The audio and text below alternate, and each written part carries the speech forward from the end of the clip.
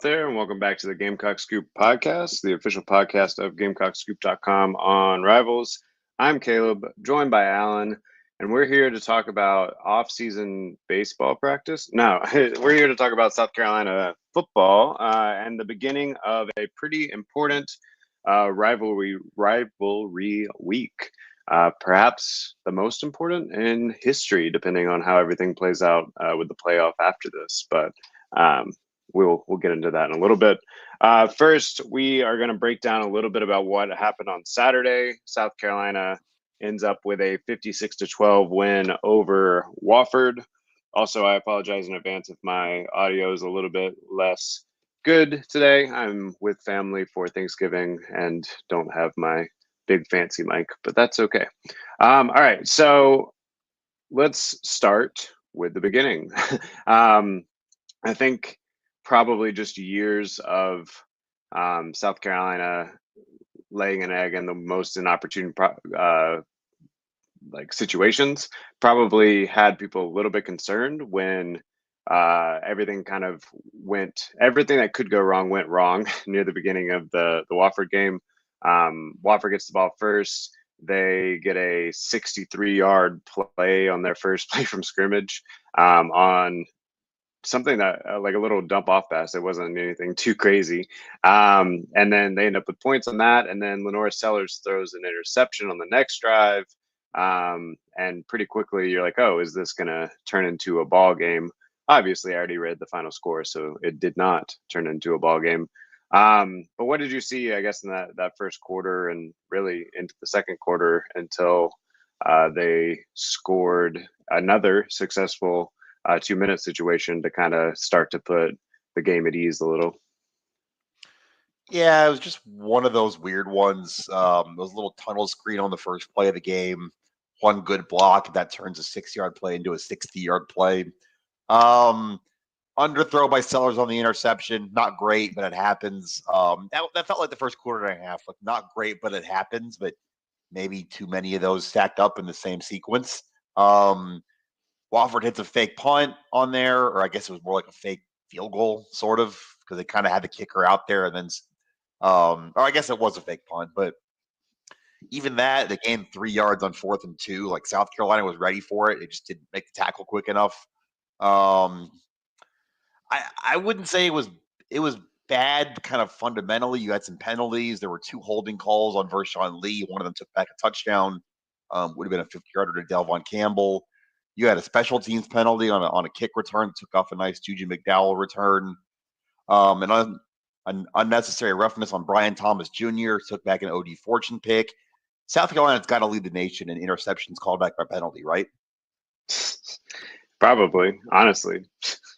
Yeah, it just felt weird. It was chunky. It wasn't really a fluid game. Wofford was throwing everything at you. You said that before we got on here, but Shane brought up something post-game that I thought was about right. It felt like the Furman game last year where they were kind of in a dogfight for a quarter and a half. You score right before halftime, score coming out of halftime, and then you run away with it.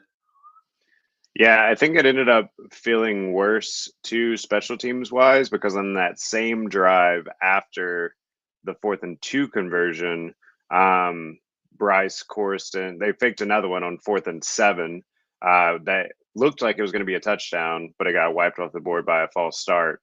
So at that point, you're just like, can we not stop these fakes? But they ended up punting that away, and that's really where the game kind of turned. Also, I was looking back at it this morning. South Carolina only had 5 drives in the first half, and they scored touchdowns on 3 of them, which is not terrible.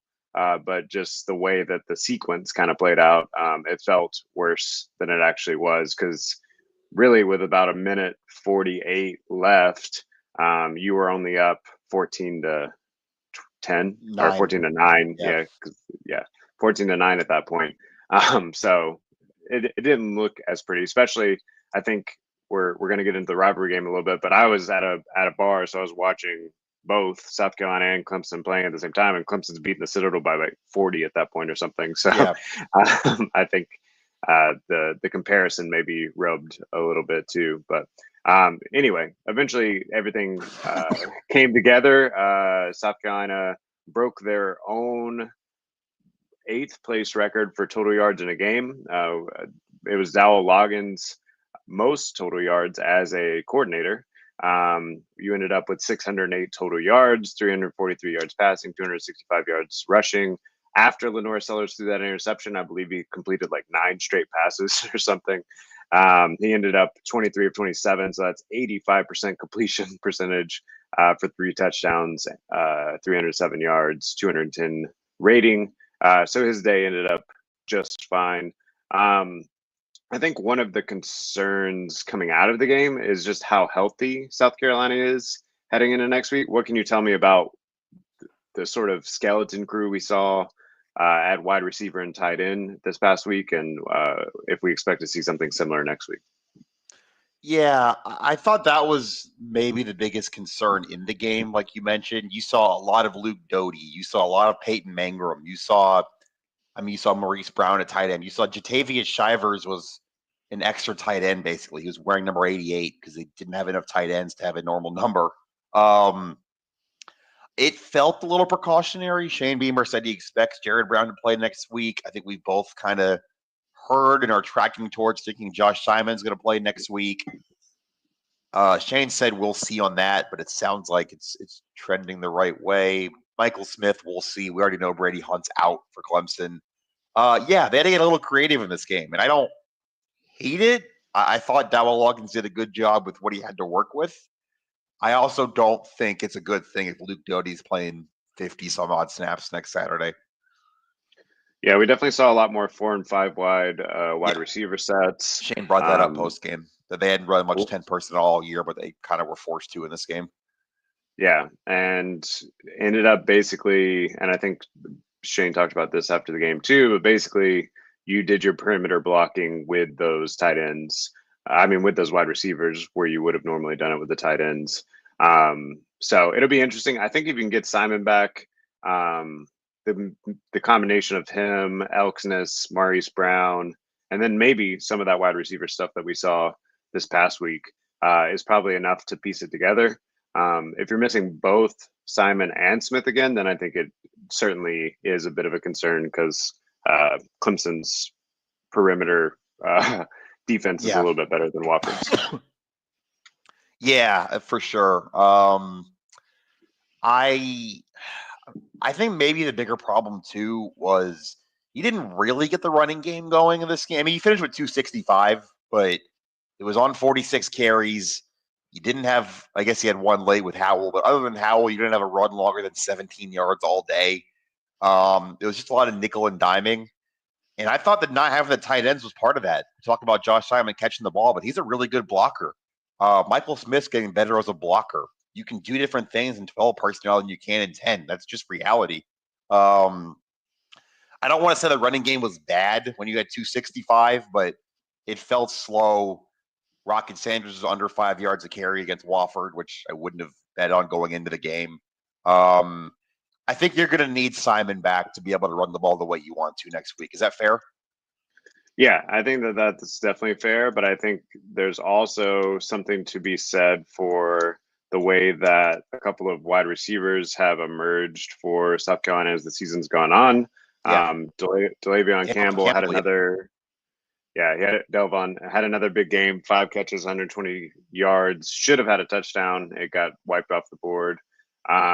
You had Nick Harbor, who continues to show progress as the season goes on. 3 catches, 48 yards, long touchdown catch of 26. Gage Larvadane got in on the action.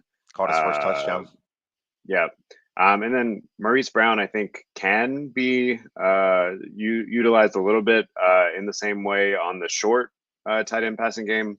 But yeah, so as maybe the running game isn't leaned on as heavy, I think it's at least encouraging to see that you had a counterpunch. Obviously, it's Wofford, so we'll see if that counterpunch is the same. But I do think you could win a game in which, like, win a game against a Power 5 opponent in which Rocket Sanders doesn't rush for 100 yards, as long as he can be sort of effective. And he caught 4 or 5 passes too, which is that's true. Always helpful. Yeah, I think you can make it work. You can piece it together, but I just, we talked about Josh Simon being easy button offense, being easy for Lenoris. Well, it gets harder when he's not out there, when your easy guy's not out there. And I think that probably sticks going into next week. I'm trying to think if I had anything else really on the offense. Not really during the regular game. I mean, there was some fun garbage time stuff. You want to get into that? You saw pretty much the freshman offensive linemen out there. I think Jordan Howell looks good. Like, I think that's a piece you need to try to hold on to for next year. I agree. Yeah, he looked explosive in a way that we haven't seen yet this season. And then it's always good to see guys that work hard, like a Bradley Dunn, end up with a touchdown there at the end. And I actually think that there's something to be said just for a game like this ahead of your rivalry matchup, to get everyone involved, get the vibes feeling really good. I think you kind of checked all those boxes, let everyone pretty much play. I didn't get my Dante Reno sighting, but that's okay. No, you did not. Davis Bevel had a nice drive. Yeah, he did. So yeah, I think vibes are about as good as they could possibly be heading into next week. What else did you see as far as maybe young guys or scout teamers? I thought Robbie Ashford looked pretty shifty when he was in there.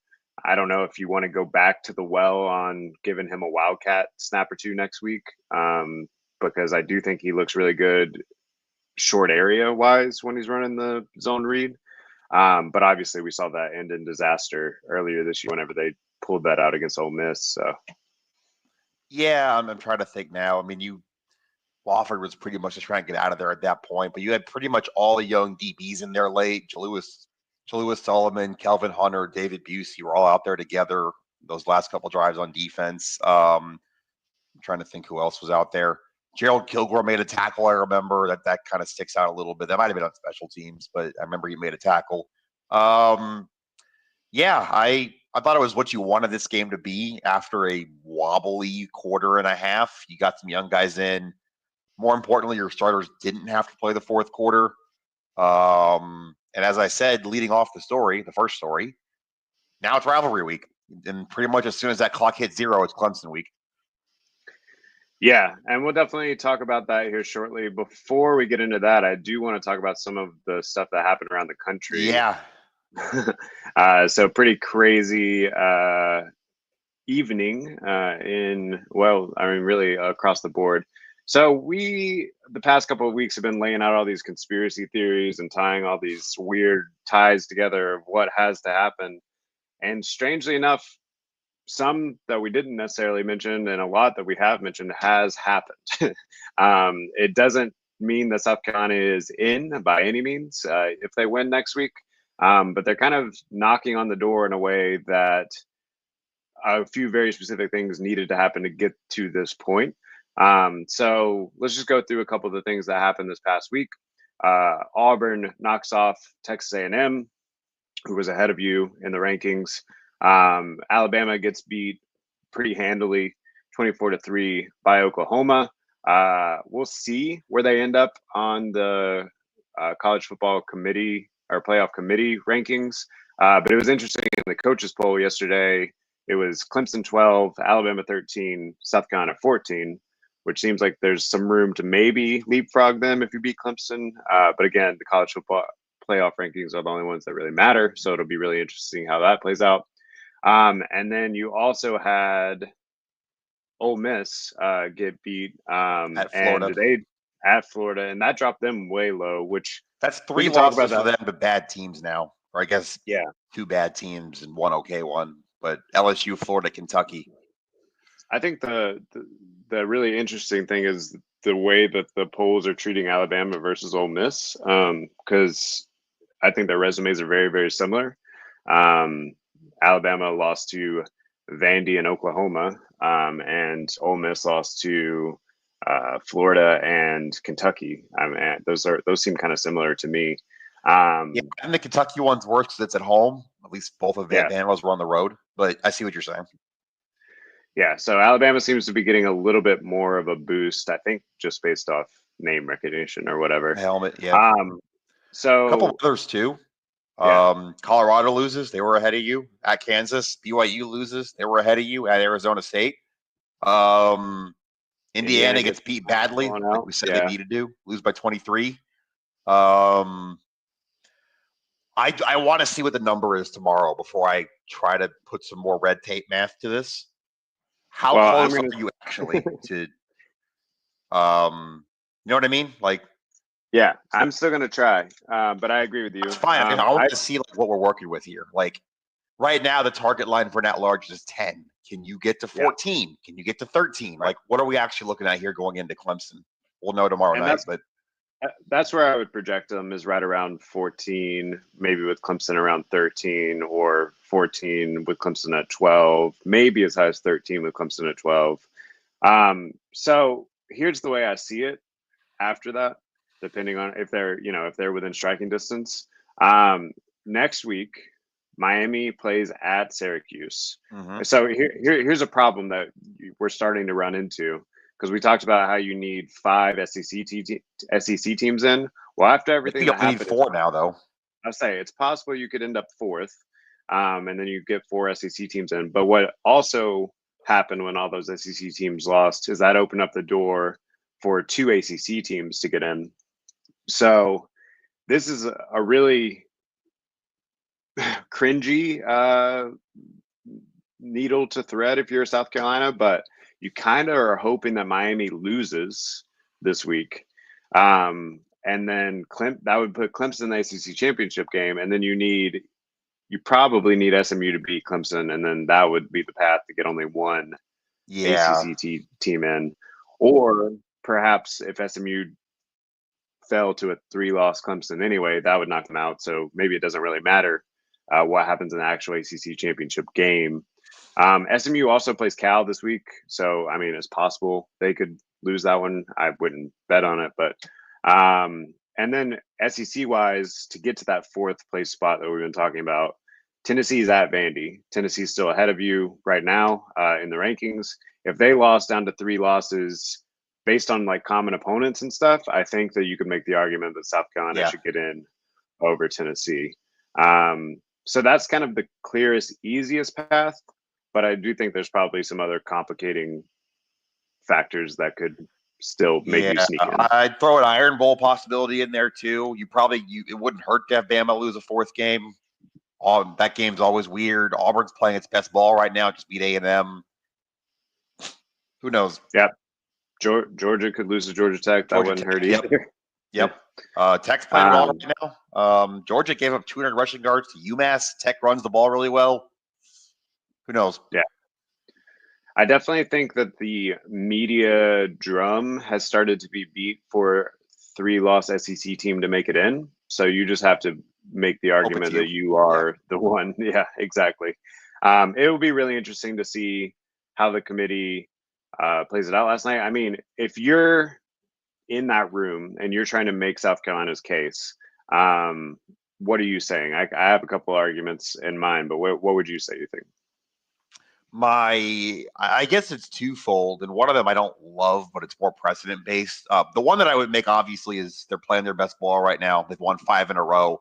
It'd be 6. I'm assuming you're saying this is after a Clemson win. Of course, yeah. Okay, so they've won 6 in a row. Yeah. If you don't beat Clemson, then none of this matters. Right. So at that point, I'm sitting in the room next week after a Clemson win. They've won 6 in a row. 4 of them were teams that were ranked at the time. At least 4 of them were by double digit, or let's see. A&M, Oklahoma, Vandy, Wofford. At least 4 of them were by double digits, maybe 5 if you really went to Clemson and won big. They're playing better than the other 3-loss SEC teams right now. And then the second one, which I don't love because it's part of it, but you set the precedent last year that a quarterback getting injured is part of the process with Jordan Travis at Florida State. Well, one of their 3 losses was Lenore Sellers being hurt against LSU. They've lost twice with their quarterback healthy, which I don't think should be part of that personally. But if you're making the argument based on what they did last year, that should be part of this.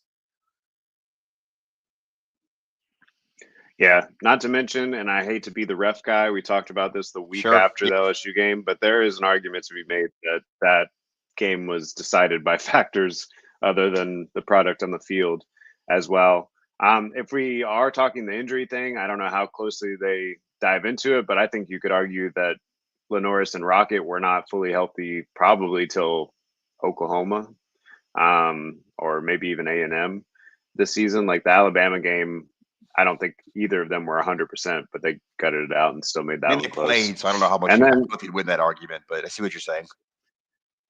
well, that's the tough thing too with the head-to-head, right? Like if the head-to-head mattered that much, you would think Ole Miss would be ahead of them. But Ole Miss beat them way worse than Alabama did. And then Alabama was a road loss by 2 points. I mean, if you think about betting or whatever, right? Like, don't home teams usually get 3 points? To me, that's There's basically a lot like to a unpack with neutral. that for sure. Yeah.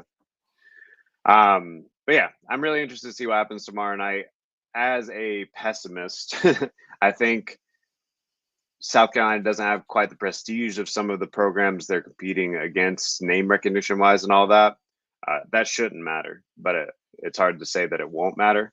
I'll tell you one thing though, and I've seen this all over Reddit and Twitter and whatever from teams that are kind of securely in there, which maybe we'll go over who those are in just a second. You wouldn't want to play South Carolina in a playoff game right now. I don't think. No. I think you would rather, strange as it is to say, I think you'd rather play Alabama or Tennessee than you would South Carolina right now. So I don't know if that factors into what the committee would choose, or it wouldn't. But if I'm a team on the other side, I wouldn't want to see South Carolina right now. Yeah, I agree. Who do we think's in no matter what? Like, I think Oregon, they're the only undefeated team in the country. Even if they lost to Washington this week, they're still in. Yeah. I think Texas probably no matter what. They only have one loss, even if they lost the second game at A&M. Well, the only way I could see Texas getting bounced is if they lost. Well, I was going to say at A&M and then the SEC championship game, but I guess A&M would go to the SEC championship game if they won. Yeah, I think you're right. Texas is in no matter what. Ohio State's in no matter what. I think Penn State probably, although if they lost to a 4-7 Maryland, maybe there'd be an argument that second loss should knock them out. But yeah, I think Notre Dame's probably in whether they win this weekend or not now after what happened last week. I don't know if they get a second loss and one of them is Northern Illinois. Like, I could see that. Yeah, I'm not as sure as you on that. They're going on the road to Southern Cal this week. That's not a gimme. That's a rivalry game. Like, that's a cross-country trip we always talk about. Like, no, I think they could lose it. I just think that they would sneak in even if they lost. I'm not as sure, but maybe I'm being more optimistic from a South Carolina perspective. And then you have the auto bids. We don't know who they're going to be yet, but someone's got to win the Big 12. That's going to be a 2+ loss team in. The ACC stuff you already mentioned. There's going to be a group of 5 team in, probably Boise, the way that's looking right now. They're 9-1, or I guess 10-1 now.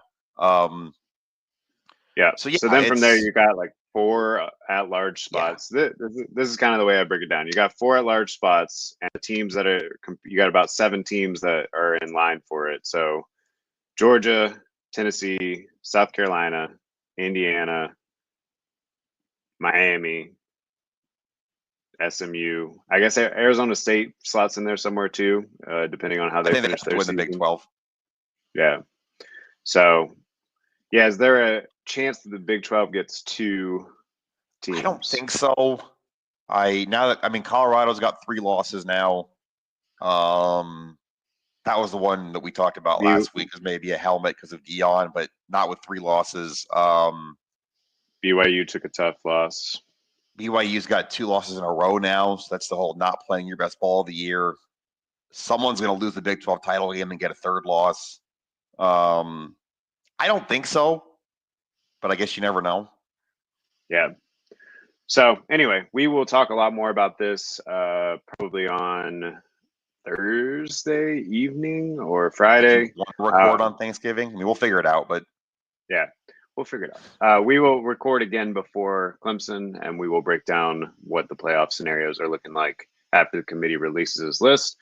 Also, obviously, on GamecocksGroup.com, we will have that full list, and maybe I'll find some time on the plane on Wednesday to put together a big conspiracy article for you guys to read through all the different threads that we might have to pull.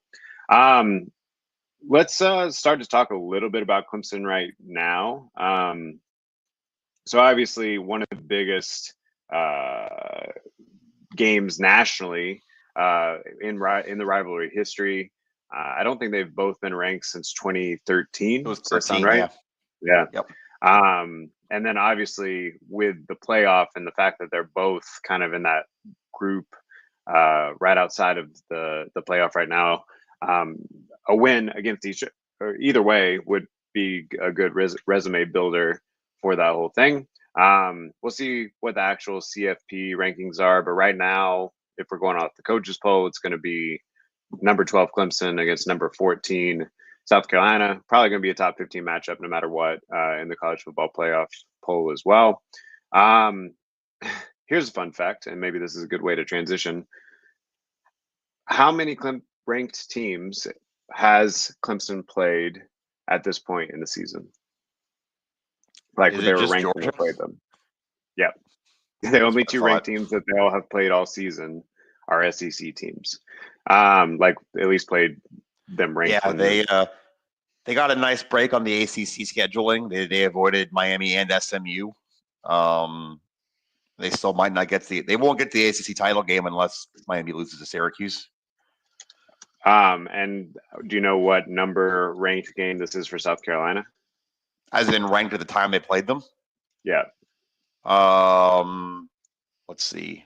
I'm just trying to get this off the top of my head. Ole Miss, LSU, Alabama, A&M, Vandy, Missouri. Would this be 7 or was Kentucky ranked 2? I think it's 7. Let me. Okay, yeah. I'll verify it. All right, we got. I think it's 7.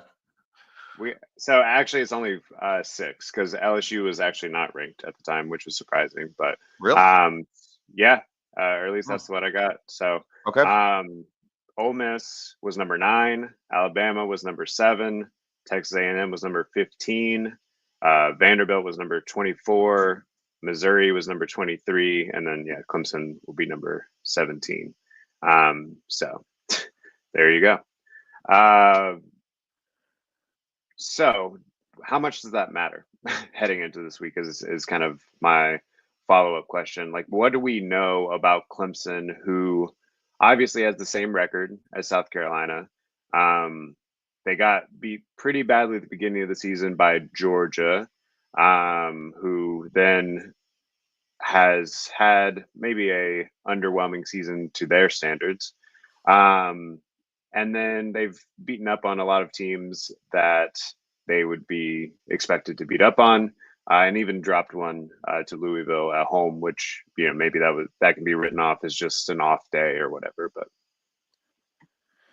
yeah, I don't know how much it means. When you start to break down the matchup, I think a lot of it is the quarterback play. Like Klubnik's playing very well right now. 29 touchdowns, 4 picks this year. I take everything you just said about the schedule. I know, but the numbers are still the numbers. He's playing better than he has, definitely better than he was coming into this game last year. They still have Phil Maffa. They don't have that 1-2 punch now that Shipley's gone, but they still have a running back who you've seen, who's given you problems in the past. So I think this offense is dangerous. I think where you feel okay is kind of on the perimeter. Like you like your corners against their receivers, I think. And obviously, like you like your D-line against anybody. Yeah, but it's going to be interesting. Go ahead. I was just going to say they've lost several offensive linemen to season-ending injuries too, so you like your defensive line even more so. Yeah, it's going to be interesting to see how much, going back to the Missouri game, they ran that that outside zone, some of that gap stuff pretty well. Steve Clemson could do any of that with Maffa. You don't hate the matchup from your defense. I think your offense is going to have some tough sledding in this game. Sounds like R.J. Mickens is going to be back. That's Clemson's best safety. Wade Woodaz, I don't know, but I'm assuming that him not playing last week was kind of the same deal as South Carolina not playing Simon and Brown. Sounds like he might be back. That's their leading tackler. Yeah, it's as good of a linebacker group as they're going to see all year. We said that going into the game last year, and it's true. They still have Barrett Carter, Woodaz if he plays. Sammy Brown's a 5-star freshman. it feels a little bit more on the lower scoring side, but I still think you're going to have to score to the 20s to have a chance to win.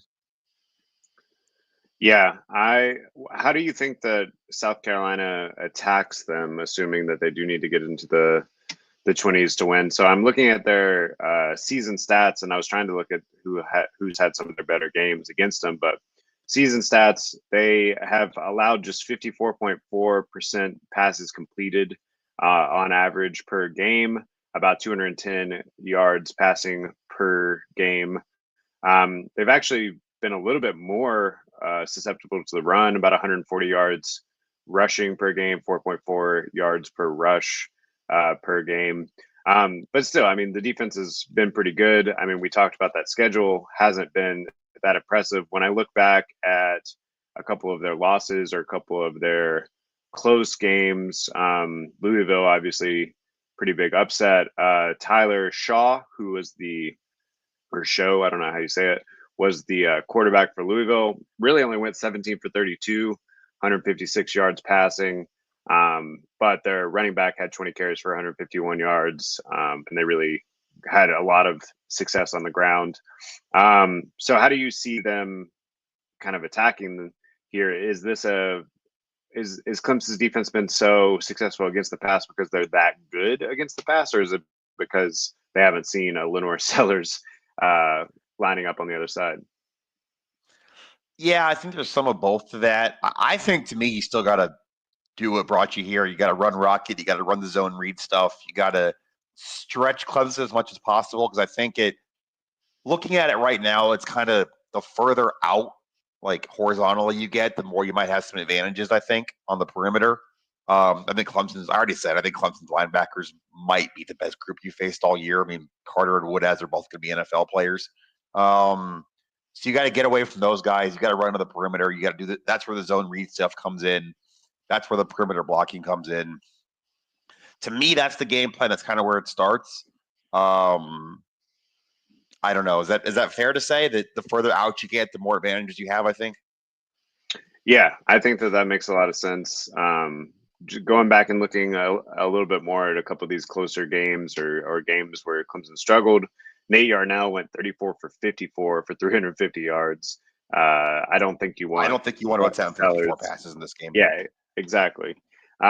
So I don't know.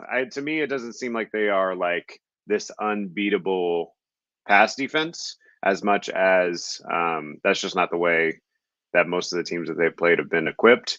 But still, I think the fact that some teams have had some success rushing probably means that you're going to try to start with that as the baseline and then open it up from there. We've seen Lenore Sellers lately, the last few weeks, have a lot of success off play action and hitting some downfield shots and stuff. So I think if you can get the run game going early and then play off of that, that's your best path offensively. But should they be able to shut down the run game, I don't know that means that you're totally hamstrung either. Yeah, for sure. I would agree with that. Yeah, but I don't know. To me, this is still a running game. This is still a Rocket game. You're going to need Simon back to open some things up in the passing game too. And then I guess to kind of flip it a little, your defense against Clemson's offense, I think you like the matchup, but I think it's still, again, it comes down to stopping the run. I mean, you saw them just kind of run the ball and get out of there last year in that game. Yeah. Yeah, Phil Moffitt's got over 1,000 yards already this season, about 5.6 yards a carry. But like you said, they haven't really had the depth that they've had the last few seasons before that. Kate Klubnik's been pretty successful on the ground. Obviously, had a pretty big one a couple weeks ago to win against Pittsburgh when their offense wasn't able to do much else. He's got 375 yards on the ground, averaging about 34 yards a game. So you are going to have to watch out for him using his legs. And then is there someone in that wide receiver room that really scares you a whole lot? I mean, Antonio Williams has been their most successful receiver, 58 receptions, 689 yards, 10 touchdowns, which has been the real way that he's kind of set himself apart from the rest of that room. They have a couple of sort of talented freshmen that have started to come along, and they got the tight end Jake Brenningstool, who, Yep. Sounds like he's going to play. yeah, and he's definitely someone to look for when it's like 3rd and 4, 3rd and 5. They fall back on him as kind of a security blanket a lot. So I think you should have some success getting some pressure against that offensive line that's had their struggles this year. And like I said, Pitt's defense just 2 weeks ago, like the last time they played a Power 5 opponent, basically shut them down, except for one big play that kind of made the difference there. Yeah, don't let Cade Klubnik run for 50 yards in a key spot. That's the game plan. No, I mean, I don't think it's not unwinnable. It's not a crazy matchup. We're not talking about red tape to win this game, stringing things together, anything like that. But you're going to have to play well, and I think you're definitely going to have to win the rushing battle. So I think that's kind of where this comes back to on both sides of the ball. Yeah, absolutely. And obviously, we'll talk a lot more throughout the week on GamecockScoop.com about this one. Make sure you go over to the forums and tell us your favorite Clemson memory or the thing that you hate the most about Orange. I actually, so Pauline, who, if you guys follow this podcast, sometimes is here, and she runs our social media and stuff. She's doing a project right now for her media class on the Clemson Carolina rivalry, and she interviewed me, and I was like, oh man, I have all these memories. I was at the Brawl game when I was in high school. I was there in 20. I think it was 13, the last time that the two teams were ranked, where Connor Shaw was a scratch right before the game, and we all were dooming and glooming because Dylan Thompson it was 12. It was really... up there, wasn't it? That was the Clowney 5-sack. Okay, maybe it was 2012. Yeah, I was. They had like 3rd and 20 scramble or something. Thompson. Yeah, yeah, I still remember. Yeah. And that's also the same game that DJ Swearinger hit Andre Ellington, and flexed on him and stuff. So a lot of good memories over time, and I hope that this one lives up to the billing, because I think more than anything, this is a big spotlight for the state and for both of the programs. And yeah, no brawls. Yeah, let's not do that, but should be fun. This is big of a. I mean, they've had higher ranked matchups. I was looking at it. I mean, 13 was a top 10 matchup. 1987, it was 8 versus 12, that kind of thing. But none of those years had 12 teams in the playoff. So, like, you can argue this is the biggest one there's ever been. No, I think so. And obviously, you need a little bit of help still to make your way in. But even I know we just spent 10 minutes talking about the playoff, and we talked a lot about it the last few weeks, which has been really fun. But I think if you're a South Carolina fan, even if you don't end up making it into the playoff, if you get a win over Clemson, you go to a nice bowl game, you end up with 9 wins for the regular season. Hard to not call that a successful season. Yeah, no question about it. You'd have a chance for 10 wins in a bowl game, which has only happened, I think, 4 times ever at South Carolina. Yeah.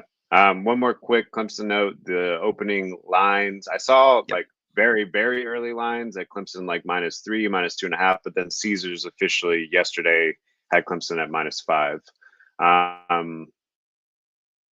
Which I would be tempted to go the other direction on. I mean, that 5 points is more than I would have expected. The 3, is basically a pick 'em, but yeah. So we'll see how that all plays out. Obviously, the coaches and the AP, and we'll see about the college football playoff, seem to all think that Clemson deserves to be ranked above South Carolina right now, even though they have the same record and a very different strength of schedule. So we'll see how it plays out.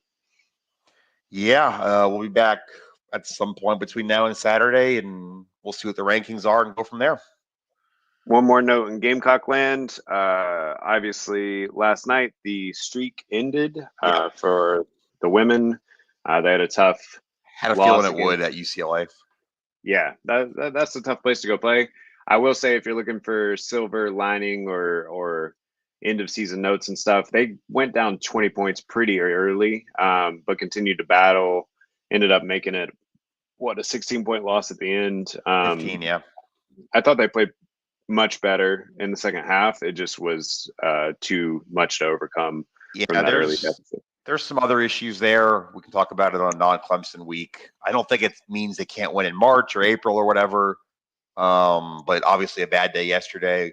And then men's basketball, they're both going to Fort Myers for 2 games this week in that tournament. Men start tonight, women start Thursday.